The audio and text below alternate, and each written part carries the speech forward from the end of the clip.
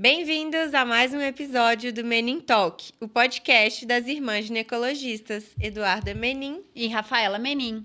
E hoje eu trouxe aqui um convidado muito especial, um colega psiquiatra, especialista em saúde da mulher e paciente, né, Geraldo? Geraldo, bem-vindo. Bem-vindo. Fale um pouquinho pra gente, conta da sua formação, do seu interesse na saúde mental das mulheres. O que te levou para esse caminho? Prazer, né? Obrigado pelo convite, pela oportunidade de levar um tema tão sensível para a gente poder discutir.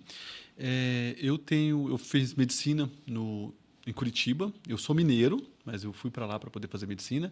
Fiz uma especialização em medicina da família lá, o que me colocou em contato, né, com essa questão da saúde integral, desde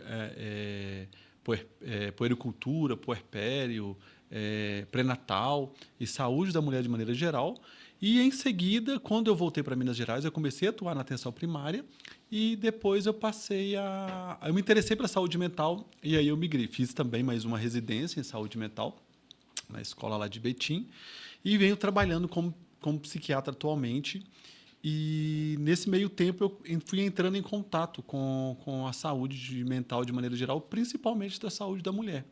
E aí eu venho percebendo o quanto que a mulher ela apresenta questões de saúde mental em todos os ciclos, né? Em toda a faixa de sua vida. Então, assim, não, é interessante, quero saber entender melhor, saber como dar suporte, como ajudar, como orientar, como prevenir, principalmente, transtornos dessa face. Ótimo, é isso que a gente vai conversar hoje, né, Duda? A gente trouxe o Geraldo aqui justamente para a gente poder falar um pouquinho sobre os aspectos da saúde mental ao longo da vida da mulher. Cada fase, né? Em cada fase, porque é isso, né? Cada fase tem seus desafios.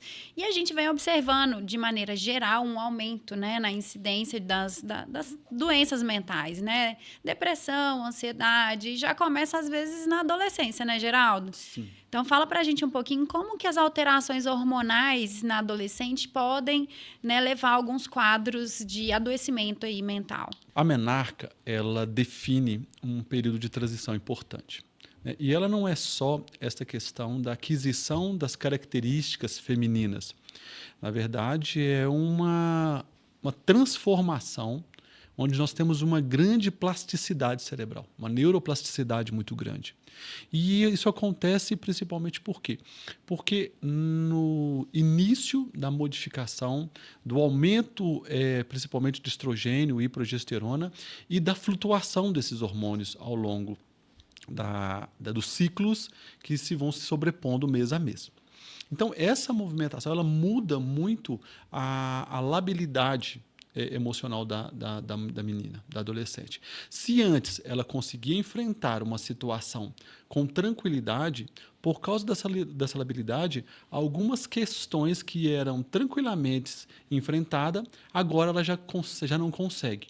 Aí ela fica mais irritada, ela fica com mais raiva, ela tem mais dificuldade de enfrentar essas questões do cotidiano mesmo, por causa dessa flutuação hormonal. É uma montanha russa que ela ainda não está emocionalmente preparada para poder conseguir lidar. Né?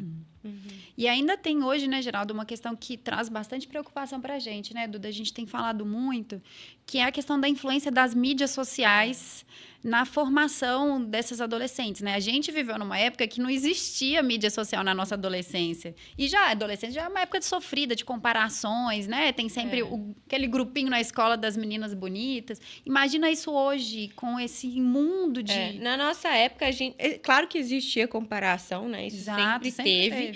Mas era ou com colegas da escola, Era um mundinho revista, pequeno, né? Tipo, artista, televisão.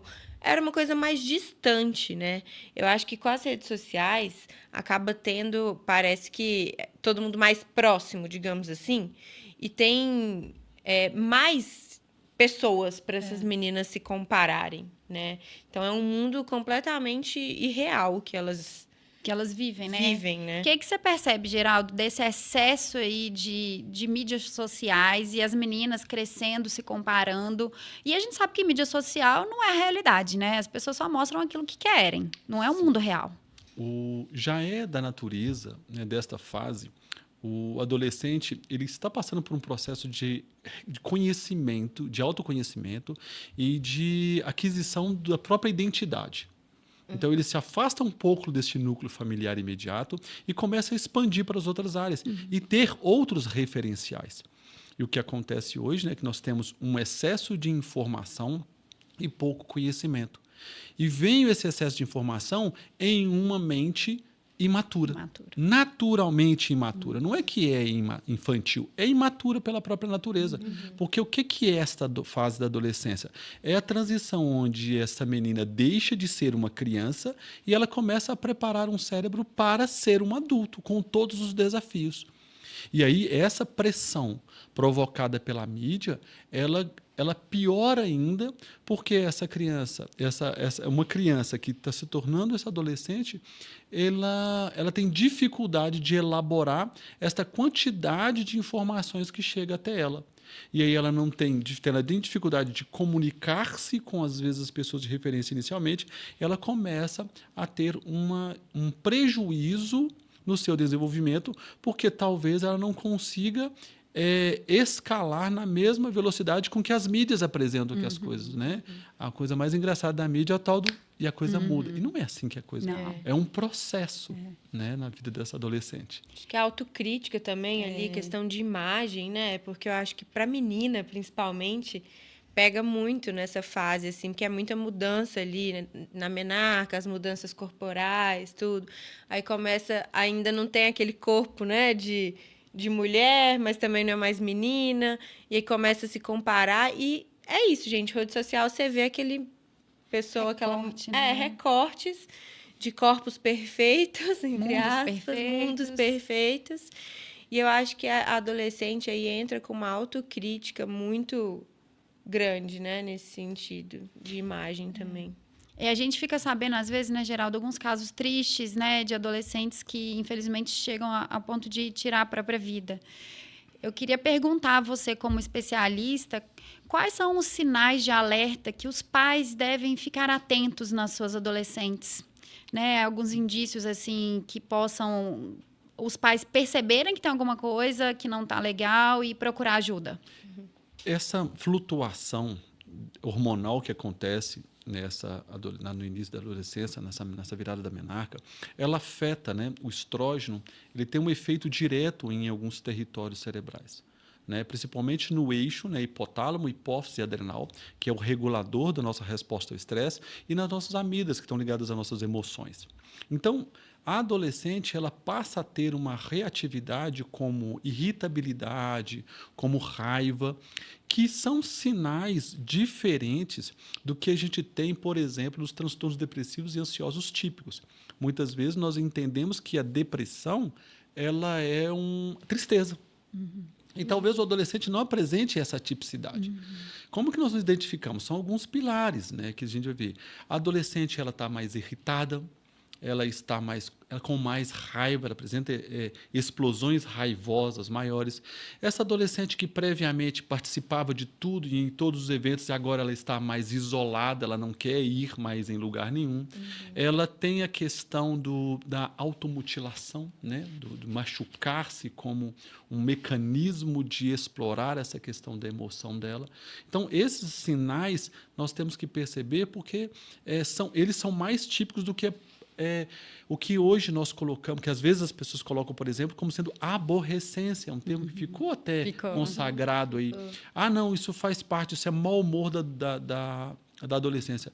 Só que não, nós temos que ficar atentos se essa adolescente, de fato, ela tem sintomas psicossomáticos. Ela começa a apresentar dor de cabeça, dor abdominal, para não ir à escola. Tem alguma questão ali na escola, igual vocês tinham colocado, essa pressão da mídia, a pressão do corpo, essa adolescente não quer ir na escola mais, porque ali, essa pressão da mídia se repercute ali na escola. E aí ela não quer mais ir na escola, ela não quer sair, ela não quer ir para os lugares. Então, esses são sinais indiretos de que essa adolescente ela pode estar passando por um sofrimento emocional muito grande e ela não consegue dizer, ela não consegue se expressar. E como que ela se expressa? A partir destes sinais indiretos de que ela possa estar passando por um quadro de ansiedade ou por um quadro depressivo, sim. Eu acho difícil porque eu acho que adolescente também tem uma dificuldade a mais, que eu imagino, que é o acesso, eu acho, ali de conversa, né, dos pais, porque eu acho que tem adolescente que fica, não dá tanta abertura, digamos assim, né? Às vezes os pais podem até perceber, mas às vezes o adolescente não dá muita abertura para querer conversar, para aceitar ajuda. Como que faz, assim, né, nesses casos, para até chegar a levar a adolescente? Ou... Nós pensamos assim, né? A psicoeducação, né, sobre isso é uma linha, uma conversa clara, transparente. Ajudar a adolescente a entender que essas flutuações de humor que podem acontecer principalmente no período que antecede ao período menstrual é algo natural. Isso tem nome. Né? Nós conversarmos com esses adolescentes de que ela ficar mais irritada, ficar mais impaciente nesses períodos é algo natural e de que ela não está louca. Porque às vezes a adolescente pensa. Primeiro começa um evento fisiológico que não é natural para ela.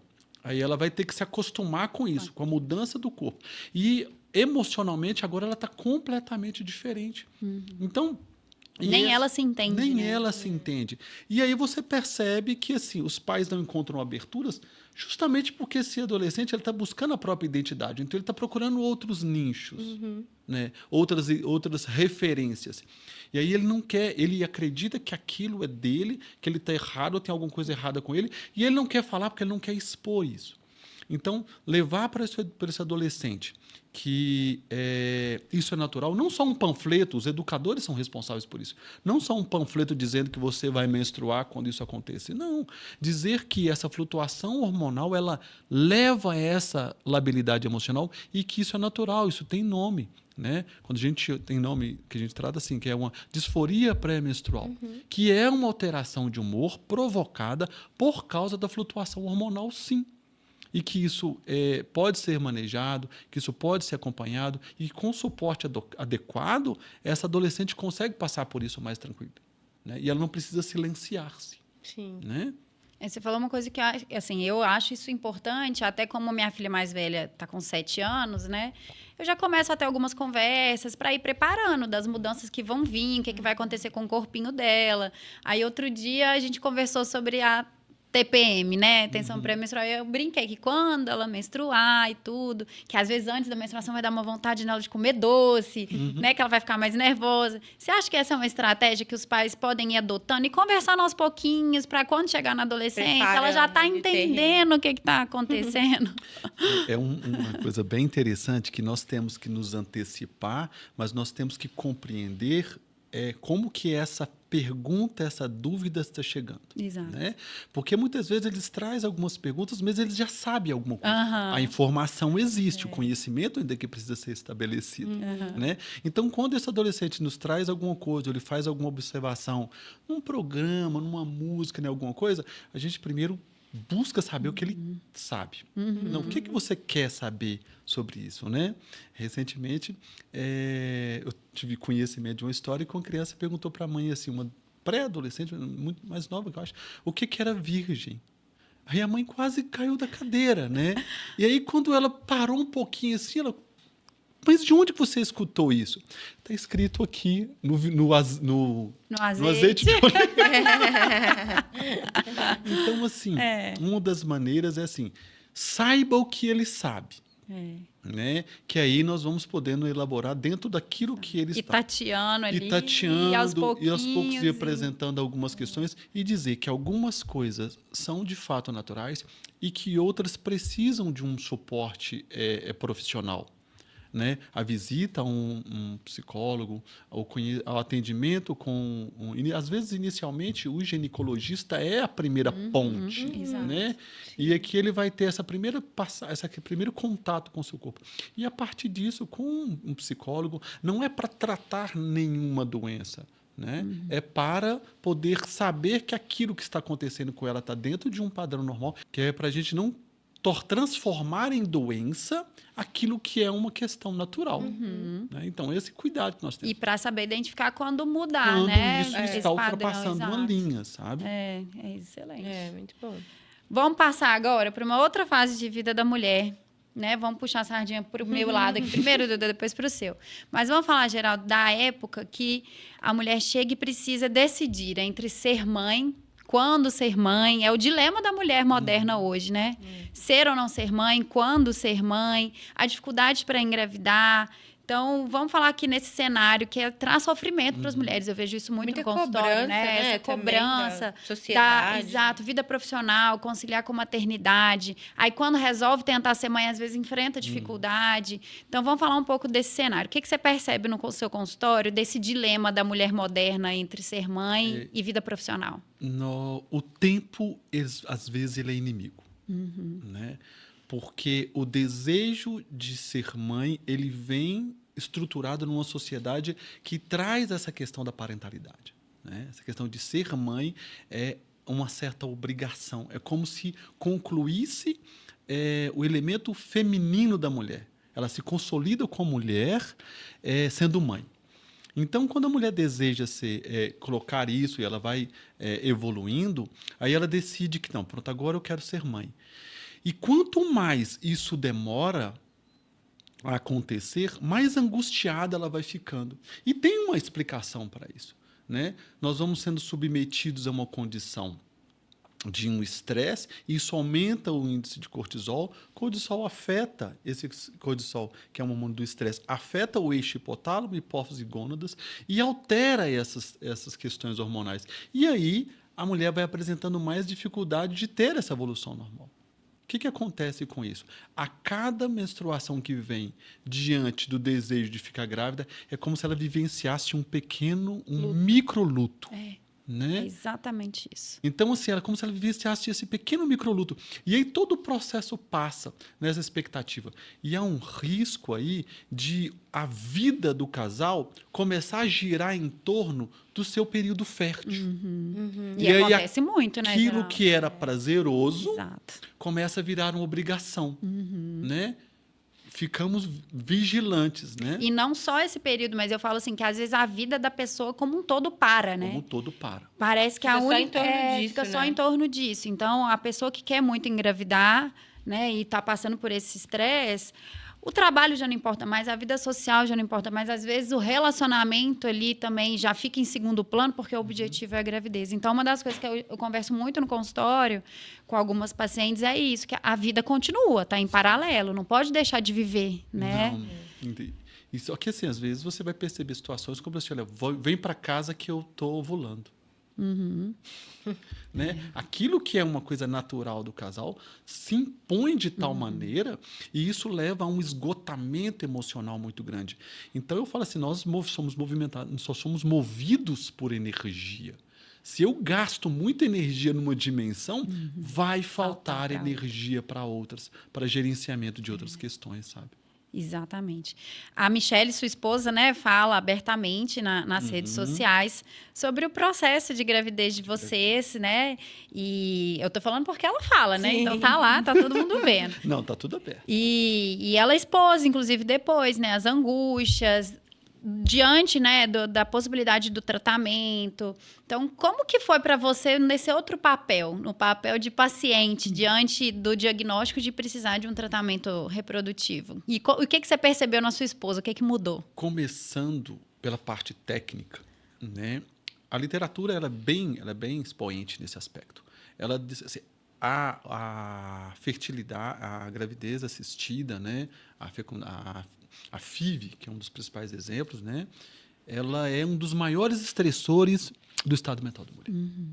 Por causa desta característica, né? De que, assim, dessa imprevisibilidade de resultado e esse ciclo que acontece. E da falta do domínio, né? Da Eu falo que é falta do isso, porque é uma coisa que a gente não tem controle, né? O paciente não tem controle sobre, né? E aí a mulher, ela passa por um elemento que é assim, ela vive sob protocolo. Parece que ela perde a sua própria identidade e ela precisa organizar o trabalho, organizar a vida para tomar hormônio, tomar injeção. E aí ela precisa de produzir um monte de óvulos, ela vai lá para retirar esses óvulos, vai congelar. Então, se ela perde, parece que aquilo que era um processo natural se torna muito exaustivo, que vai desde uma expectativa muito grande a partir do início, que você começa a fazer aquilo ali, e às vezes um estado de frustração muito grande. E a cada resultado, a cada teste negativo, ainda que a fecundação não tenha nem acontecido, volta aquele estado do luto, né? E aí volta toda aquela condição. E isso esgota, causa uma ansiedade crônica que vai reduzindo a vida do casal àquilo. Né? Nós experimentamos essa questão, né? A ponto de que, assim, olha para você ver, eu sou médico, eu trabalhei com saúde da mulher, trabalhei com pré-natal, vi uma infinidade de resultados de testes de gravidez, e ainda assim, quando eu peguei o resultado que estava em 600, eu achei que era negativo. Olha a irracionalidade. Porque eu estava acostumado a pegar resultados de 2.500. É porque a gente faz muito precoce, né? Os exames Só de que 600 aí, já tá altíssimo. mesmo com toda essa informação, eu ainda olhei para aquele resultado, e é muito engraçado que no vídeo fica claro assim, a minha dúvida. Será que está positivo? Aí depois eu fui clarear, eu disse assim, não, peraí, não só estava positivo, como era preditivo de que aquilo era gemelar. Né? Então estava muito alto para os dias. O dia, né? Só que ainda assim, então olha para você ver, com toda a minha informação, eu ainda duvidei daquele resultado. Acho que é o contexto mesmo, né, Geraldo? Você falou assim, de tão... o emocional, né? Fica tão tomado, né? Que a racionalidade, às vezes, né, vai. E aí você vê a mulher, ela com uma autocobrança muito grande, porque ela é depositária daquilo ali. Ela se sente uma responsabilidade muito grande e um sentimento de culpa lhe invade de tal potência, né? Porque dá certo ou não dá, ou dá errado, parece que está sob o controle dela. Exato. E aí ela se pune, ela se cobra, porque aquilo precisa dar certo. Tem vários olhares. Ainda que nós passamos por todo o processo de maneira mais intimista, com pouquíssimas pessoas, pouquíssimas mesmo sabendo. Depois ela contou, ela foi gravando, foi contando tudo, mas ainda assim a gente percebe aquela necessidade de assumir a responsabilidade por dar certo. Né? Isso acontece muito. Às vezes tem paciente que, diante de um resultado de gravidez negativo, ela me questiona, doutora, o que eu fiz de errado? Eu falei, nada.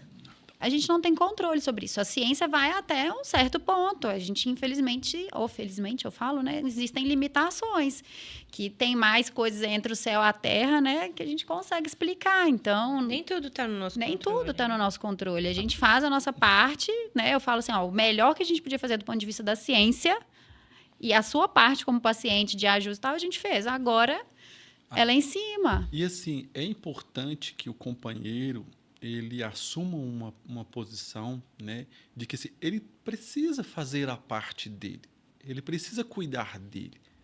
E, assim, o que eu percebo, duas coisas que eu venho percebendo, é que a mulher ela consegue ir em qualquer lugar se ela se sentir segura. Então, se você não pode fazer muita coisa, dê para ela, pelo menos, a condição dela se sentir segura naquilo que você consegue. Porque a mulher se sentindo segura, ela vai. Impressionantemente, ela vai. Então, o companheiro e a família precisam de compreender isso. Ofereça a segurança que lhe for possível. Porque se ela se sentir segura, ela vai. Maravilhoso. E agora, então, vamos passar para a gravidez, né, Geraldo? Falamos aqui dessa parte da angústia, né, das tentantes. E agora vamos falar da gestação, né, Duda? Puxar aí agora para o seu lado. São muitas mudanças. São muitas mudanças. Aí já são outras angústias, né? Eu falo com minhas pacientes de reprodução que a vida é uma eterna angústia. As angústias só vão mudando. Sim, primeiro é a angústia de conseguir engravidar, depois que engravida, se as primeiras semanas se vai dar tudo certo. As angústias vão mudando. Então, vamos falar do aspecto emocional da gestante agora. Se a adolescente, quando ela passa pelo processo menarca, ela é uma montanha russa hormonal, imagina uma gravidez. Né? Que a carga não é que a mulher muda, né? Parece que ela virou outra. maridos que o digam. Eu brinco assim, só a mulher vivencia a gravidez. Né? E quem está perto vivencia a grávida. Verdade, Verdade. exatamente. O parceiro ele vivencia uma mulher grávida. Ela vivencia a gravidez e ele vivencia a mulher grávida. Então, assim, é uma flutuação hormonal muito grande, é uma tempestade hormonal, né? Fica mais, não é só um aumento, é uma tempestade hormonal. E há uma responsabilidade, porque ela está dentro dela, aquilo está crescendo. Tudo que ela faz, ela policia pensando como que isso está modificando ou produzindo um efeito sobre este ser que está crescendo. E muitas vezes, nas questões de saúde mental, é uma balança muito importante aqui, porque é uma decisão assim, ninguém faz teste com tratamento nenhum em gestante. Não existe isso, Não, né?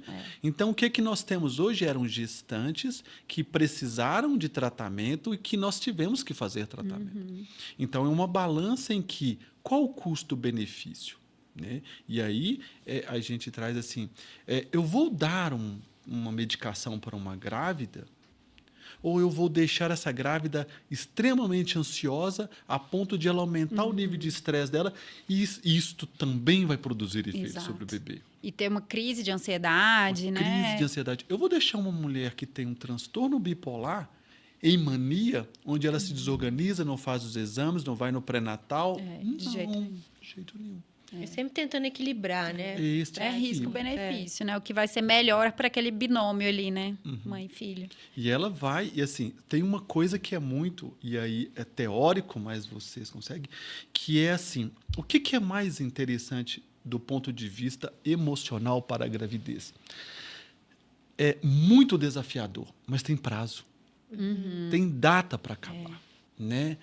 Parece que assim, é muita coisa, mas ela entra num lugar de suportável, porque a gravidez não é uma fase fácil da vida da mulher. Não então, é muito delicado essa romantização da gravidez, né?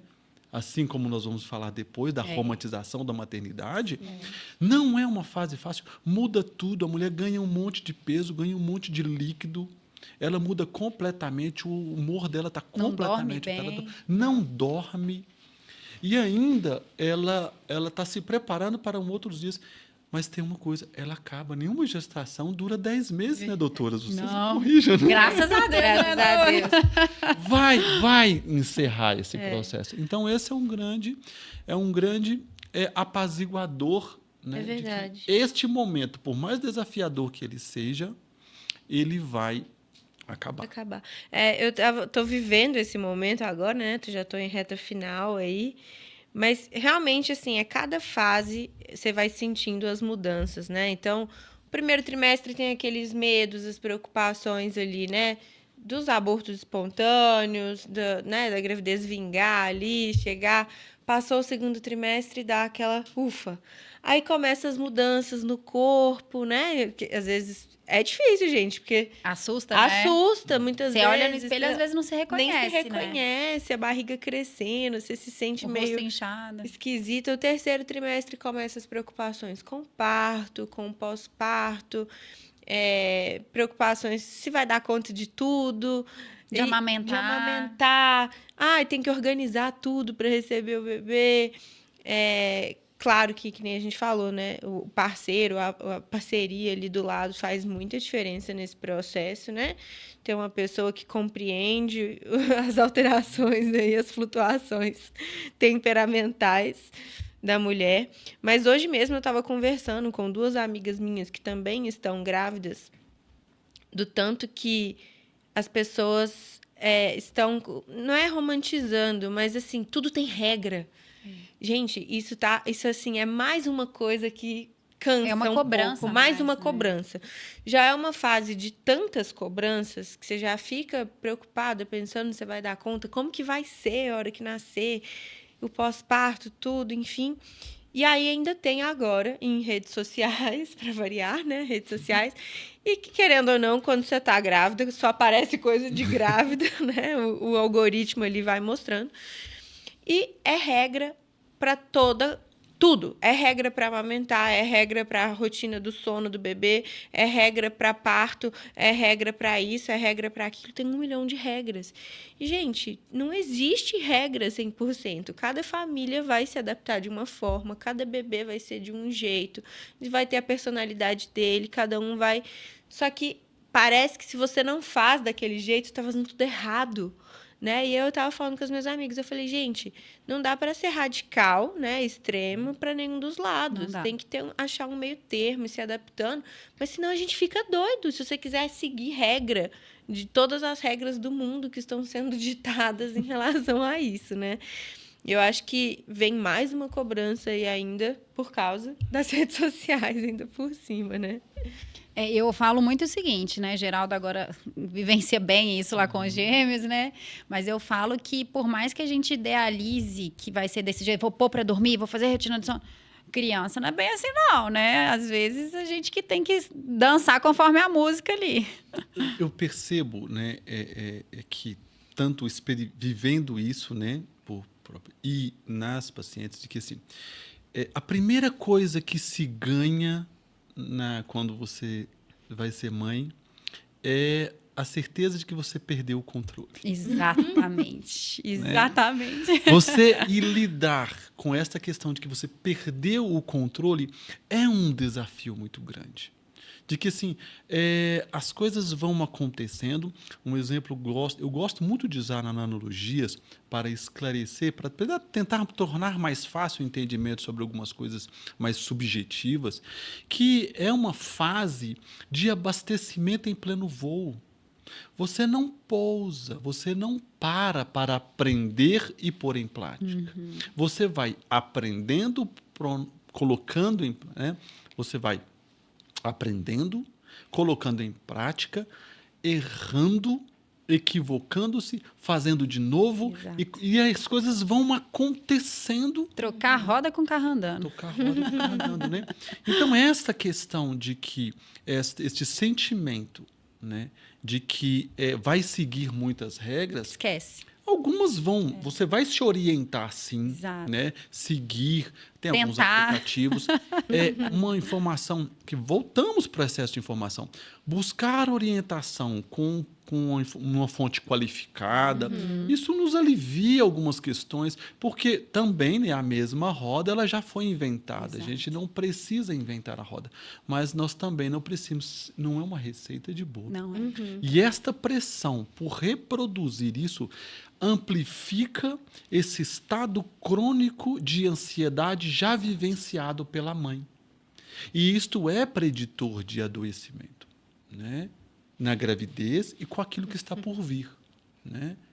Porque já é um lugar emocional de bastante vulnerabilidade, com grandes possibilidades de desenvolvimento de adoecimento. Então, este cuidado com o excesso de informações que vem pelas mídias e pelas pessoas pelos cuidadores, também. né? Pelas pessoas próximas, né? Todo mundo tem um todo pitaco, né? Para dar na gravidez, assim, é incrível. Eu falo que parece que a grávida vira patrimônio público, né? Todo mundo quer falar alguma coisa sobre como fazer ou como não fazer. E você tem que aprender a ser mais seletivo também, né? Porque senão você também fica... doido, tem coisa que você vai deixar, entra no ouvido, sai pelo outro, tá bom, vou fazer assim. Geraldo falou uma coisa interessante, que é um tema que eu gosto, que é da falta de controle. Porque a gente percebe muitas vezes, eu percebo isso em algumas colegas médicas, que sempre tiveram controle de tudo. Tudo que quiseram na vida, programaram, fizeram daquele jeito, conseguiram. E aí, quando viraram mãe e perderam o controle, isso virou uma frustração. E, às vezes, afetou até o estado emocional e até a questão de como enxergava a maternidade. Porque, diante do fato da falta de controle ali naquele momento, frustrou com a maternidade por causa disso, né? E tem pessoas que falam abertamente sobre isso. Não gostei de ser mãe, porque isso, perdi minha liberdade, perdi o controle da minha vida. Você percebe isso, Geraldo, assim, de algumas pessoas que têm essa tendência a serem mais controladoras? Percebe-se, né? E aí nós começamos a falar sobre um pouquinho daquilo que produz adoecimento na nesse período, nessa fase. Né? Aquilo que produz adoecimento lá na adolescente, aquilo que produz adoecimento nessa fase de tentante, aquilo que produz adoecimento durante a gestação, né? Que toda essa construção de que eu sou responsável por esse serzinho que está crescendo aqui. Então, tudo que acontece com ele, eu sou responsável. E, geralmente, a culpa invade este lugar. Já começou a culpa. Né? Começa a invasão dessa questão de culpa. E aí nós temos situações emocionais, porque eu volto a dizer, nós separarmos aquilo que é natural daquilo que é doença. E aí liga-se algumas alertas, né? Principalmente no que hoje nós temos por definição, que é, por exemplo, o que nós chamamos hoje de baby blues, né? Que nós chamamos de tristeza materna, né? Que é muito comum, né, Geraldo? A maioria, 7 entre 10 mães vão passar por isso, que é uma condição fisiológica. Voltamos lá para o eixo. Quando o bebê nasce, despenca-se progesterona, despenca-se estrógeno, isso vai produzir um efeito emocional na mãe. Ela vai ficar, o humor vai ficar mais lábil, ela vai ficar mais chorosa, pode ficar um pouco mais inquieta, um pouco de tristeza leve, é natural. Né? Isso é fisiológico e é limitado. Exato. Começa ali por volta do 3º, 4º dia e lá para o 10º, 14º dia, isso já naturalmente vai embora. O que é muito diferente, né, de uma condição que diz que sim é uma questão clínica, um adoecimento clínico, que é o que a gente está falando de depressão pós-parto, né? Que não é uma tristeza leve, não é algo passageiro. Né? De fato, no baby blues você vai ver a mulher mais sensível que ela chora num comercial de bebê na televisão. Eu já tive paciente, Geraldo, que chegou no consultório. Eu nem sei porque eu tô chorando, tá tudo ótimo, minha filha é linda, meu marido tá me ajudando, minha mãe tá lá em casa, tá tudo, mas eu tô chorando. Calma, vai passar. É isso mesmo. É fisiológico. Seu corpo está se readaptando hormonal, a isso tudo, né? E é diferente de uma condição em que a mulher começa a persistência dessa tristeza ali acima de 2 semanas. E começa a afetar até o vínculo com a criança. Afeta o funcionamento, né? Afeta esta identificação com a criança, né? Onde a mulher tem dificuldade de sair da cama, de cuidar da criança, e ela começa a ter uma ideia de que a criança estaria melhor sem ela. Né? Isso é um sinal de alerta, né? De que, de fato, nós estamos falando de uma questão de um transtorno de humor. Essa mãe, ela está com depressão. E isso exige tratamento adequado, acompanhamento adequado, um secretariamento adequado. E quais são, Geraldo, os sinais de alerta, né? de uma mulher ao longo da gestação que você já consegue pensar que ela pode chegar a ter uma depressão pós-parto? Então, tem alguns sinais de alerta? Uma predisposição, assim. Paciente que já tem depressão? Sim. Hoje, o que nós temos, assim, entendido é que o principal preditor para transtornos depressivos no pós-parto é a mulher já ter depressão. Mas aí nós estamos falando de questões preditores psiquiátricos, né? Mas nós temos preditores psicossociais, né? Que é a questão de que um suporte adequado, uma rede de apoio adequada, ou a ausência desta rede de apoio, né? E nós também temos a condição de saúde do bebê, né? Então, assim, e nós temos combinados, né? Nós temos uma falta de sono desta mãe, porque ela não tem uma rede de apoio, e esse bebê tem uma cólica intensa. Demanda né? muito. Essa demanda deste bebê e um companheiro que às vezes trabalha viajando. Né? E a gente entra nessa questão até da legislação, né? De uma licença paternidade durar 5 dias. É um absurdo, né? Então, assim, por quê? Tem uma consideração que eu conversava muito com minha esposa, que assim, é o único procedimento cirúrgico abdominal que eu conheço que o pós-operado levanta da cama para dar banho numa criança. Né? Quando você tem uma pessoa que fez uma cirurgia abdominal, ela leva 15 dias para poder fazer qualquer outra coisa. E não. A mãe não. Ela está operada. Poucas horas depois. Fez 7 camadas operadas e ainda espera-se que essa mulher saia da cama e vá dar banho no bebê. Né? Nós temos que modificar este olhar. Temos, com Né? certeza. E isso considerando uma cesariana, por exemplo. Né? Mas, no geral, nós temos que olhar isso. Né? Isso eu abordo muito no pré-natal com as minhas pacientes, né? E com o companheiro quando está junto na consulta. Em caso de cesárea, tudo. Como que vai ser, né? O pós-parto, que vai precisar de ajuda. Então, para a família se organizar antes, né? Ali o núcleo familiar, dividam as tarefas, quem vai ficar responsável pelo quê em casa. O que era tarefa dela, agora precisa, né? Ela vai precisar de ajuda com algumas coisas. E muito importante a gente tocar aqui da importância que a gente dá para o acompanhamento da psicologia também durante o pré-natal, né? Para já ir preparando, né? Esse casal, essa família, essa né? família, a paciente e a parceria ali para entender, inclusive para aprender a detectar esses sinais Certo. no pós-parto, né? A gente fala muito isso gente com fala os muito companheiros, né? isso. Para eles ficarem atentos, quais são os sinais de alerta, né? Principalmente, assim, questão... A gente sabe que o blues, o vínculo da mãe com a criança permanece bom, mas a partir do momento que começa a ter um afastamento, é um sinal de alerta. Essa é uma bandeira né? vermelha, né? Exato. A ruptura, A ruptura essa ali, não quer cuidar da dificuldade, criança, né? Não quer amamentar. Isso é um sinal de alerta. E aí entra num elemento que, assim, nesta fase, é importante nós sairmos da retórica e irmos para a prática. Tá? Uma mãe, ela precisa de uma coisa fundamental. Dormir, gente. Dormir. Não às vezes, falar, isso vai passar, isso vai dar certo, depois melhora. Não, nós temos que ser práticos. O que uma mãe precisa? Dormir.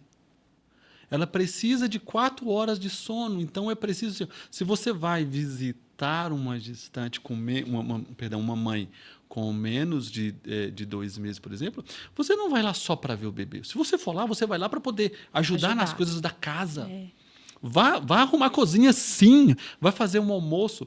Vai ficar com o bebê ali, enquanto essa mãe vai lavar o cabelo.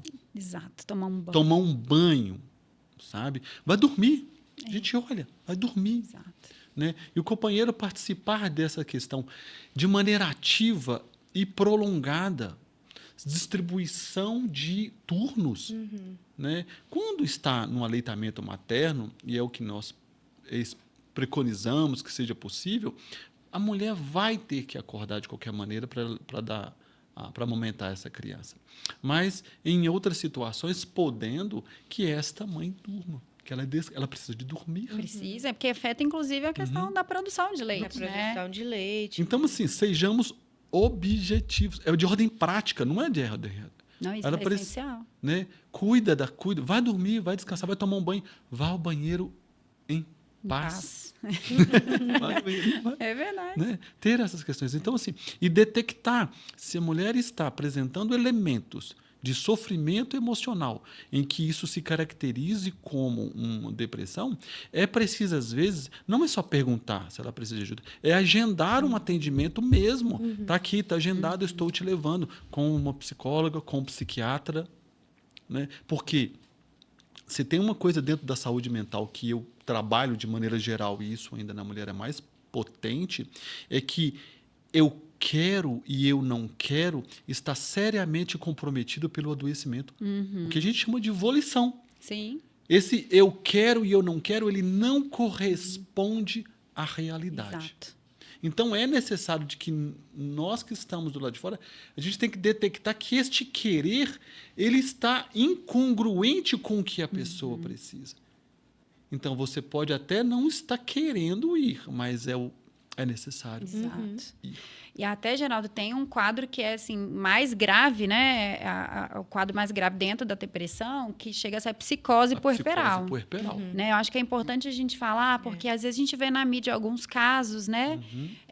Teve até uma em São Paulo, no interior de São Paulo, eu lembro uma vez, que infelizmente chegou a jogar o neném pela janela e tudo, e isso é um nível muito grave de depressão, né?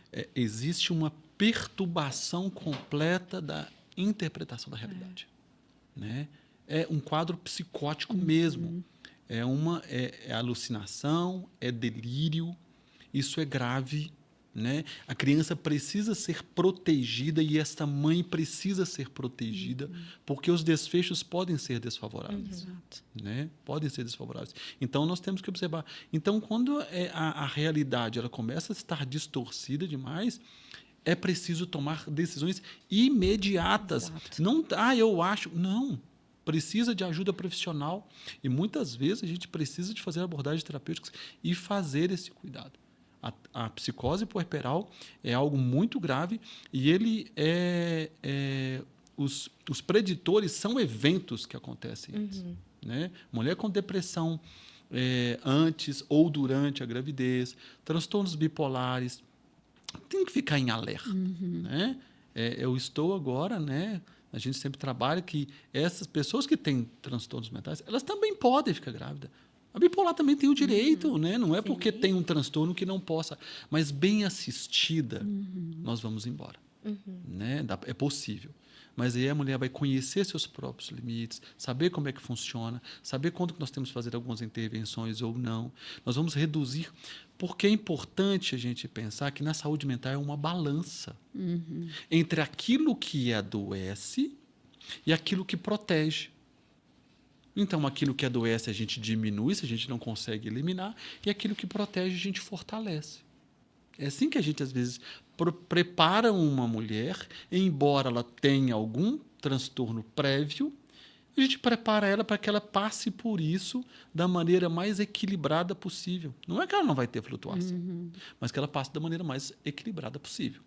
E preparar os familiares também, né? Eu acho que é super importante. A rede de apoio, né? E essa pessoa sempre do lado ali, né? Eu sempre falo que essas gestantes que são mais vulneráveis a ter um quadro depressivo pós-parto, tem que ter sempre alguém ali junto com essa pessoa, não deixar sozinha, né, Geraldo? Evidentemente, credenciar essa mãe de que ela é capaz de cuidar do seu filho.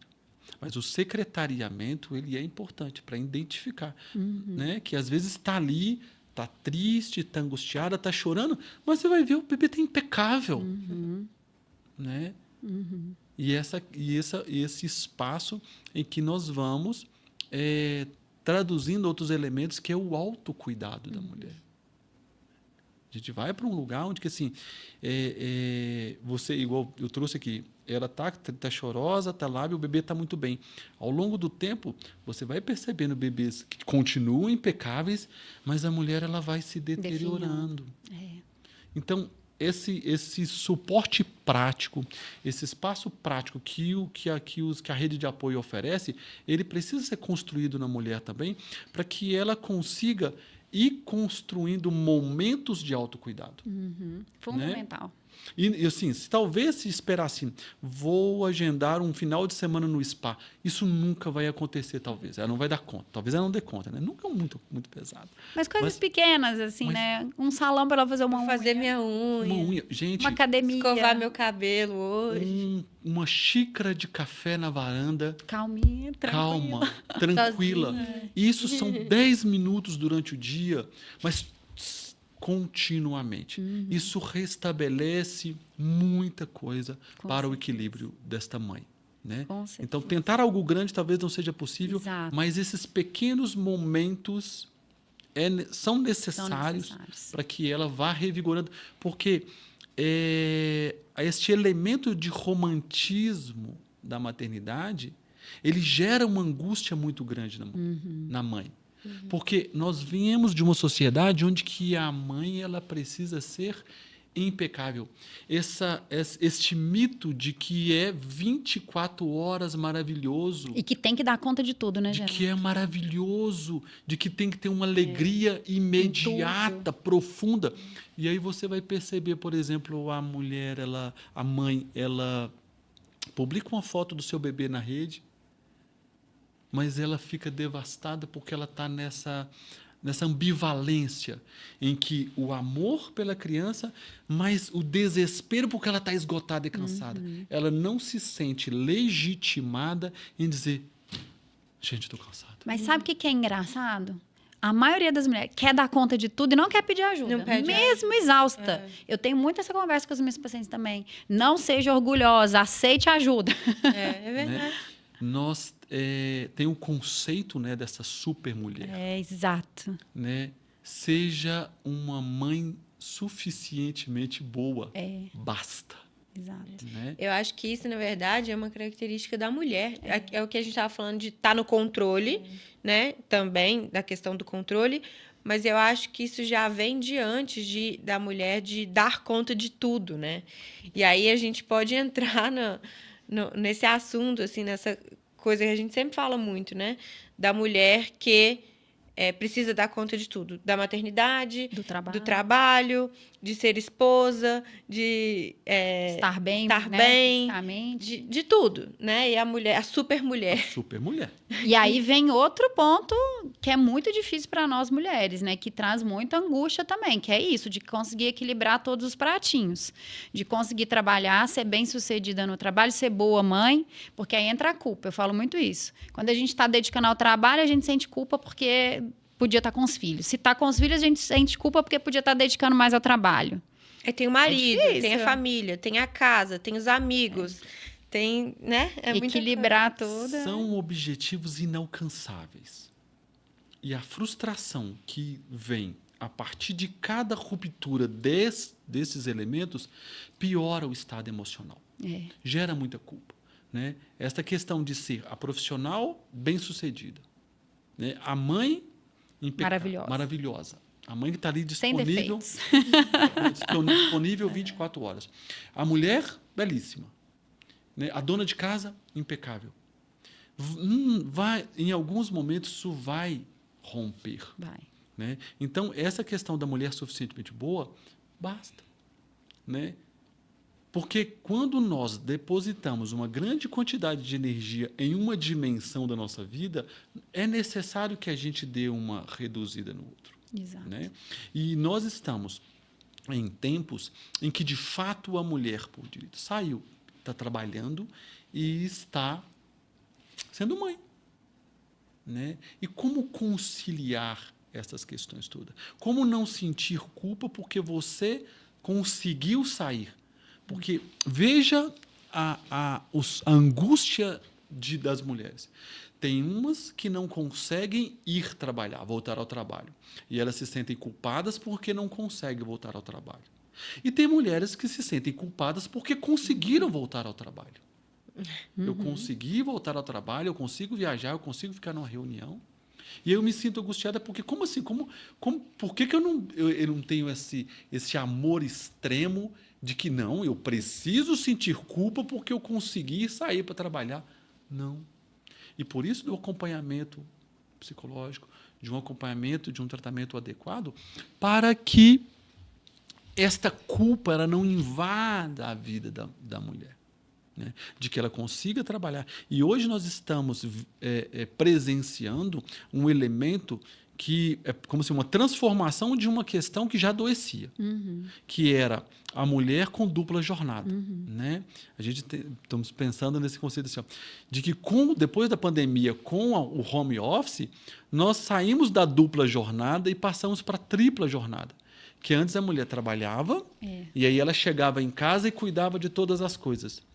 Agora não, ela trabalha em casa, cuida de todas as coisas. Se antes o filho chorava e ela não ouvia, agora ela está aqui trabalhando e ela escuta ele chorar. Então ela está trabalhando, depois ela está cuidando de tudo e enquanto ela está trabalhando, ela está monitorando.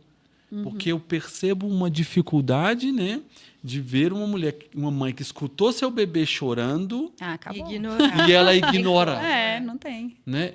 No trabalho ela já pensa, será que ele chorou? Mas ali ela está escutando ele chorar. Então nós temos essa tripla jornada de conseguir balancear essas coisas. Isto vai causando. Nós já vimos de um processo de gravidez, do desejo de engravidar, de todo o processo de gestação, do nascimento dessa criança, né? De lidar com todo o medo, angústia e essa pressão de ser essa mãe excepcional, né?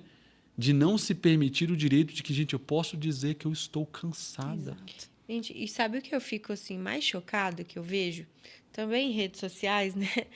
Uma cobrança, né? É além da cobrança da mulher já por si só, uma cobrança externa, né? Sim, às vezes Das de outras mulheres, pessoas né? e geralmente vem de outras mulheres. Cobra mulheres que acabaram de ter filho, que não estão com o corpo bonito Aham. ainda. Ou Que então- o lanche da criança...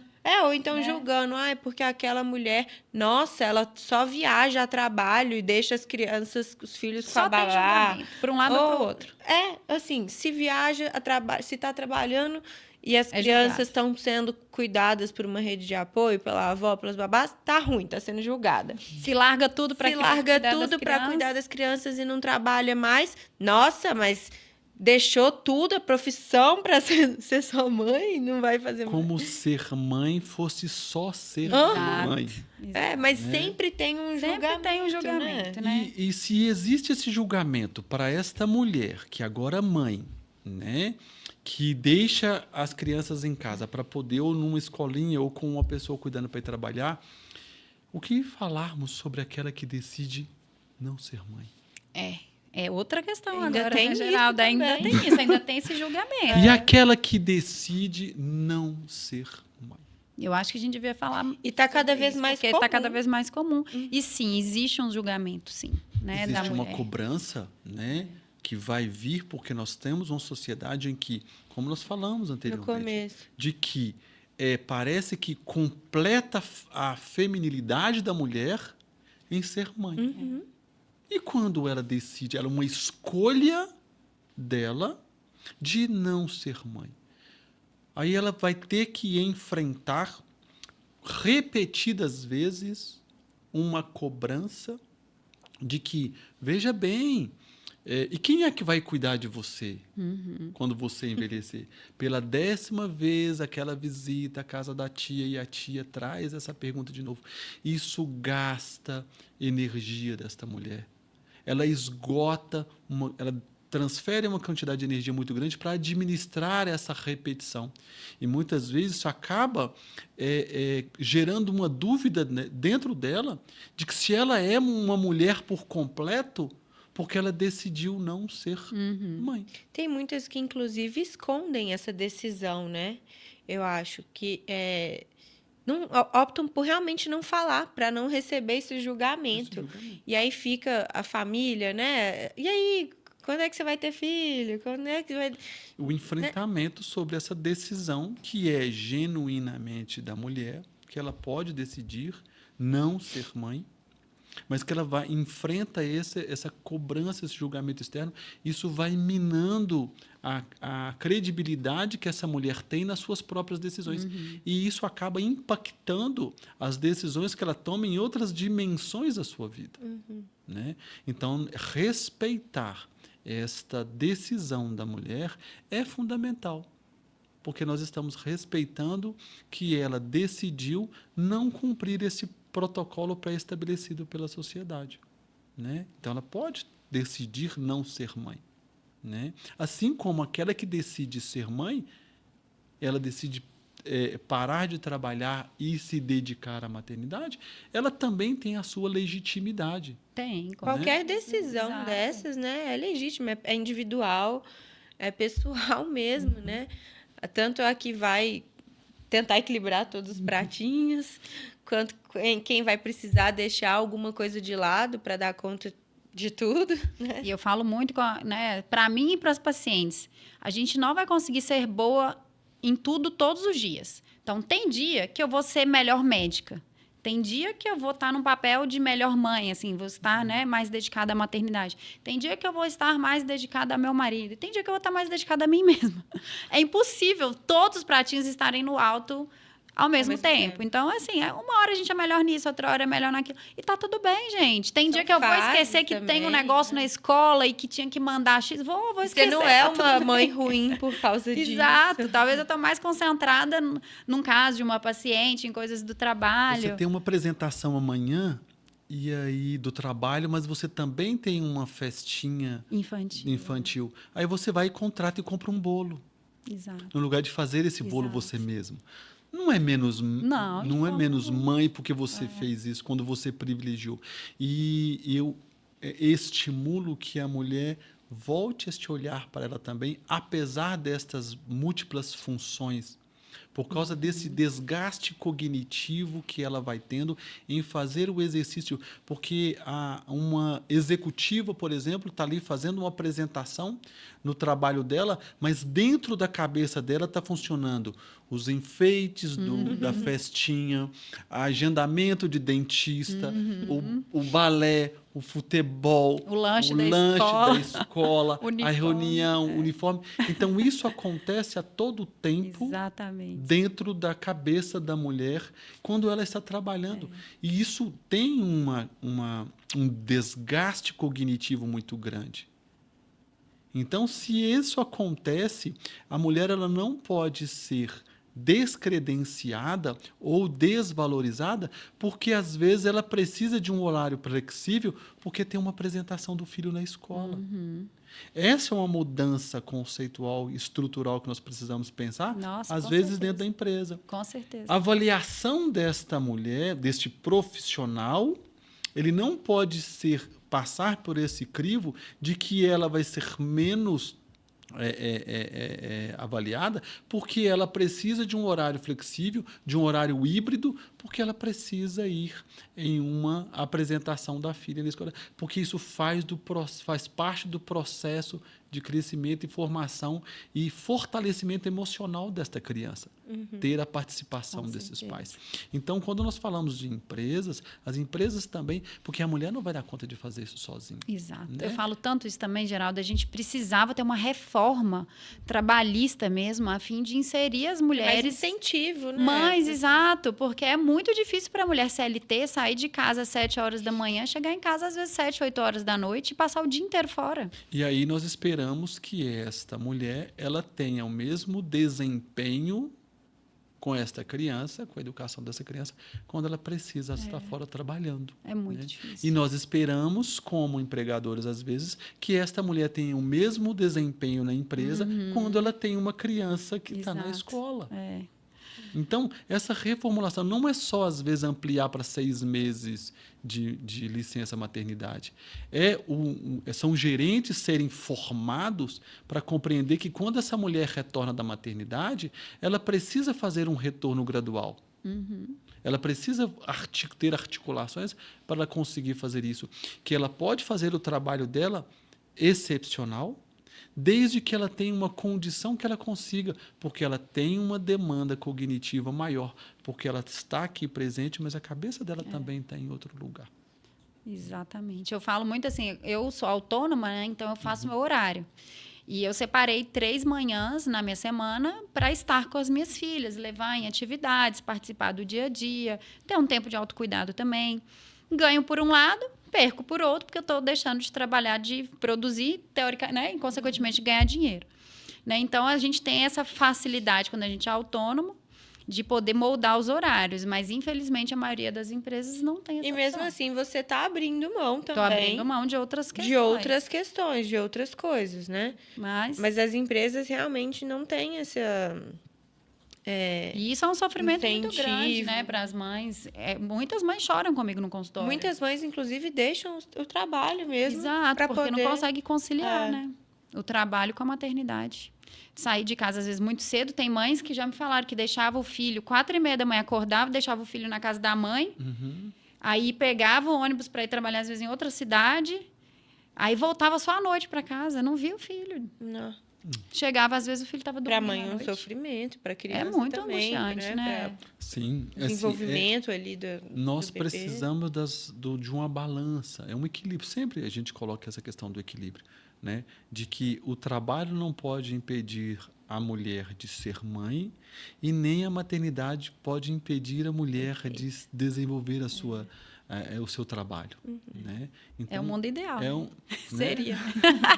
Mas nós podemos ir balanceando isso, e cada decisão tomada nessa direção precisa de apoio, precisa de suporte, porque às vezes sozinha a mulher não consegue. Ela precisa desse suporte para conseguir fazer aquilo que ela precisa fazer. Mas lembrando que ela no trabalho ela vai estar pensando nos filhos, no filho ela vai estar pensando no trabalho. É. Né? E que ainda tem todas as outras questões. Ser dona de casa, ser esposa, ser mulher.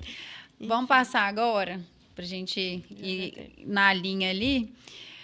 A menopausa, né? Eu acho que é uma época que a gente precisa também, né, dar muita atenção para a saúde emocional das mulheres, porque é uma fase também de muitas mudanças, né? A vida da mulher é essa montanha-russa, né? E chega a menopausa. De repente, tudo muda. De repente, aquilo que aconteceu lá atrás na menarca desacontece, né? A palavra não existe, né? Mas eu adoro. Mas caiu isso, super bem. Desacontece. Por quê? A mesma flutuação que lá no início começou, agora nós vamos ter novamente. Essa mudança hormonal, ela produz esta modificação na questão emocional da mulher. Então, nós vamos começar a perceber manifestações físicas causados por causa desta flutuação, que são, por exemplo, os sintomas vasomotores, que é a questão do fogacho, que é a questão do sudorese, a questão da irritabilidade, a questão da fadiga. E aí nós vamos ter, por exemplo, uma fragmentação do sono. Uma das coisas que eu primeiro pergunto quando alguém me traz, estou cansado, estou fadigado, estou sem energia, você está dormindo? Né? Uma das primeiras perguntas que eu faço, você está dormindo? E esta que a gente chama de perimenopausa principalmente, que ainda está dentro dessa flutuação, isso produz todo esse efeito na mulher. E ela vai ter alteração de humor, ela vai ficar mais ansiosa, e quando esta mulher tem elementos, por exemplo, em que os ciclos menstruais dela eram precedidos de flutuação muito grande, onde ela ficava mais triste, onde ela ficava mais irritada, há uma grande possibilidade de ela desenvolver transtornos. Às vezes, o primeiro episódio depressivo de uma mulher acontece nessa fase da meia-idade. Passou uma vida inteira com essas oscilações ao longo do ciclo, mas nunca algo disfuncional. Mas quando entra nesse período de perimenopausa, ela acaba desenvolvendo uma questão da depressão. Né? E é isso que nós temos que estar atentos, porque vai ter essas flutuações e isso vai prejudicar, porque a mulher vai ter uma noite de sono ruim, aí de repente, durante o dia, ela tem o que a gente chama de névoa mental. Né? Aí ela não dá conta, às vezes, de encontrar uma palavra para poder esclarecer, explicar, exemplificar alguma coisa, aí de repente um turbilhão de coisas começa a acontecer na cabeça dessa mulher. Peraí. Será que eu estou desenvolvendo uma doença neurodegenerativa? Será que eu estou tendo um Alzheimer? Né? Porque, de fato, essa mudança produz uma modificação na qualidade e funcionalidade dessa mulher e ela acaba tendo essas manifestações. E é uma questão fisiológica, não está tendo nenhuma doença neurodegenerativa. Está tendo um efeito fisiológico causado. E aí, às vezes, quando é bem indicado, né, a terapia hormonal, terapia de reposição hormonal entra bem. Não só por questão dos fogaços, desses sintomas vasomotores, mas também para regular um pouco essa questão do humor.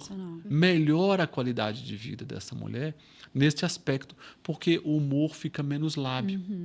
E aí nós evitamos, às vezes, que este caso venha desenvolver um quadro de depressão, por exemplo, ou agravamento de uma condição da ansiedade mesmo. E uma queixa muito comum, né? Nossa, muito comum. E além da questão fisiológica, geralmente a fase da menopausa também é uma fase de mudanças na vida da mulher, né? Às vezes os filhos já estão maiores, estão saindo de casa, aí acentua questões do relacionamento, né? Às vezes relacionamentos que já não estavam muito bons. Quem é esse homem aqui na minha casa? Né? Exato. E a questão da libido, que também modifica muito nessa fase, então traz ali angústias, né? Momentos de angústia para o casal, discrepâncias, às vezes o homem ainda está na plenitude, a mulher já não está tão animada mais. Então, é uma fase que a gente precisa muito do apoio dos psiquiatras, dos psicólogos, né? Geralmente, eu faço acompanhamento conjunto justamente porque é um momento muito delicado, É né? muita coisa acontecendo ao Muita mesmo tempo, coisa. né, na vida da mulher. Além da parte hormonal. E às vezes tem mulheres que não podem fazer reposição, né? Exatamente. Então a gente entra muitas vezes até com alguns antidepressivos que ajudam na parte emocional e ajudam também no controle ali dos fogachos. Tem alguns que têm um efeito, né, para Sim, ajudar a temos. melhorar. Então é um aliado. Então esse acompanhamento multidisciplinar, né, Geraldo, assim, entre o ginecologista e o especialista de saúde mental, em todas as fases da saúde da mulher são Nossa, essenciais. Com certeza.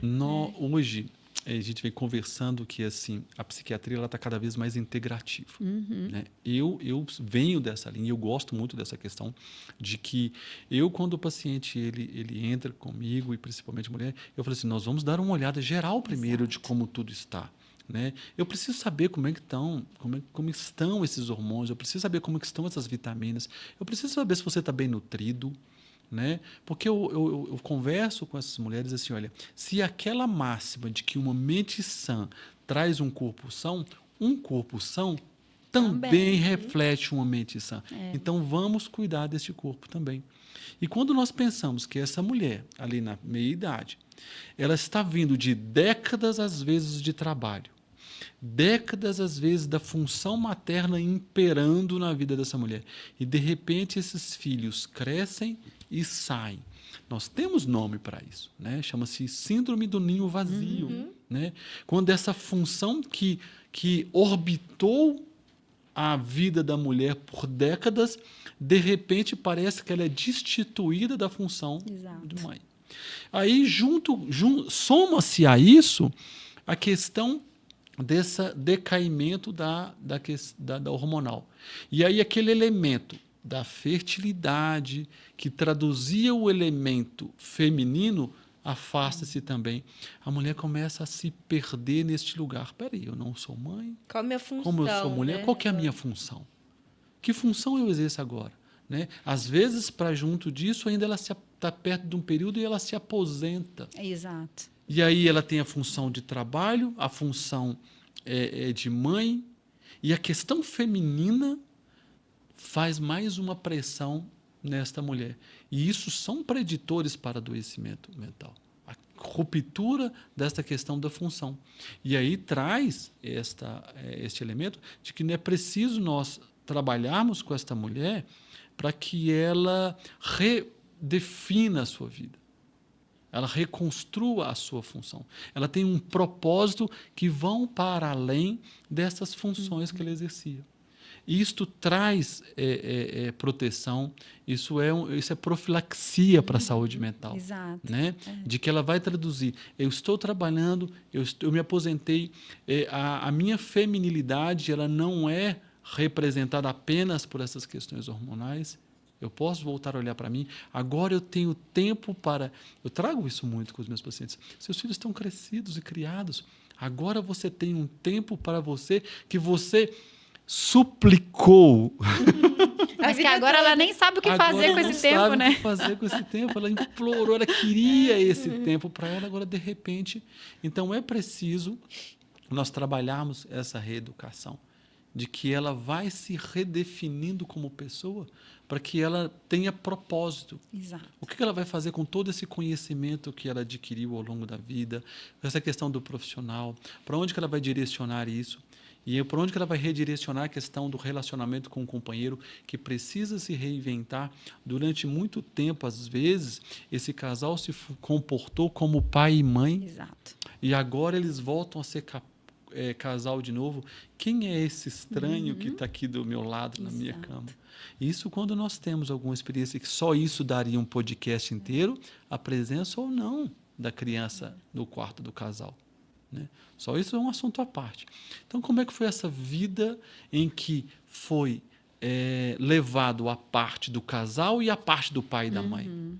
Porque é importante, durante estas décadas, trabalhar isso também. O casal ele precisa ser preservado para que quando chega nesta fase, depois não sejam dois estranhos sem saber o que fazer com o outro, e é onde nós temos, e é quando, né, na verdade, nós temos muitas rupturas. Exato. Porque eu olho para o lado e falo assim, agora que não somos mais pais, o que nós somos? Exato. Mas este cenário ele pode ser diferente. O desfecho dessa história pode ser diferente, né? Quando o homem também é importante fazer isso, mas quando a mulher ressignifica a sua trajetória e as suas funções. Ela já cumpriu essas funções maternas, de trabalho e tudo. Então, para onde que eu vou levar? Porque hoje, se você for olhar, os filhos estão grandes dependendo. Está ficando um pouquinho mais dilatado, a mulher está começando a ter filho um pouco mais tarde, natural, mas ainda assim, uma mulher de 60 anos, de 65 anos, está extremamente jovem. Né? Ativa. Ativa, trabalhando. Os hormônios caíram, de fato, mas ela ainda, como indivíduo, como mulher, com sua feminilidade, com seu olhar, com sua criatividade, pode ser explorada. E para isso, agora ela tem tempo. Né? Tempo que ela não dispunha. Um tempo que ela pediu. Né? Exato. Não. Gente, se deixar, eu fico aqui deixar, conversando fica- horas. rende Que é um muito. tema que eu amo. Inclusive, a gente já pode programar mais temas aí para o futuro, né? Que tem muito assunto para a gente abordar. Mas eu vou agradecer, Geraldo. Muito Nossa, obrigada foi pelo muito episódio. bom, Foi muito maravilhoso. Né? Fiquem atentas, curtam a gente, sigam o Geraldo lá nas redes sociais. Qual é a sua rede, Geraldo? Minha esposa cobra de mim isso demais, que eu preciso ser um pouco mais inserido. Eu estou aprendendo. Inclusive, estou aqui, né, nessa proposta de falar mais. Arrasou. Aí, passa o seu e passa o da Michelle também. Aproveita e divulga a Michelle. Peraí, vamos lá, né? Olha para você ver como é que... Vamos lá. Ah, não, minha esposa, assim, olha. Minha esposa, ela é mãe de gêmeos, né? Ela é professora universitária, ela é enfermeira e ela gerencia os negócios e cuida de gêmeos. E ainda dá um monte de dicas. Dá fala dicas um monte boas de de coisa maternidade excelente de aí. Michelle é extremamente e tudo, organizada. explica tudo. É. Deixa eu só achar aqui, né? Deixa eu ver como é que funciona isso aqui. Vamos lá. É Michelle.tisato, Isso, né? é Michelle Tisato. É Tisato. Tisato com Z e um T apenas, né? E deixa eu ver como é que eu sou aqui. Vê que ele sabe mesmo, né? Dr. Costa. Aí, Né? agora vamos inundar suas redes aí, viu, doutor Geraldo? E ela, Gente. mas o Instagram dela é muito bom. É, Ela traz muita coisa muita sobre coisa interessante, né? De alimentação, introdução alimentar, tudo do dia a dia, né? Eu acho que vale muito a pena aí, viu, gravidinha? Inclusive, Pegar ela umas trouxe dicas todo boas o lá. relato da FIV. Né? Nós Exato. conversamos sobre isso, em que nós iríamos... Era uma coisa muito pessoal nossa, mas nós optamos por trazer pela dimensão que isso, as informações que nós tivemos durante isso, poderia servir, às vezes, para outras pessoas. Exatamente. E é quando ela fala que, de fato, conseguiu alcançar algumas mulheres nesse Sim, aspecto. com Eu acho que certeza. essa é a nossa missão, né? Para Depois além... vou trazer a Michelle aqui para falar sobre essa experiência Nossa, de traga. tentante, Vai ser incrível. de maternidade. Vai ser tá? completamente diferente, que era toda solta. Mas foi ótimo, gente. Foi ótimo. Fiquem ligados, sigam a gente, ativem o sininho e fiquem de olho aí para o próximo episódio. Obrigado, hein? Tchauzinho. Tchau, boa Tchau. noite para vocês.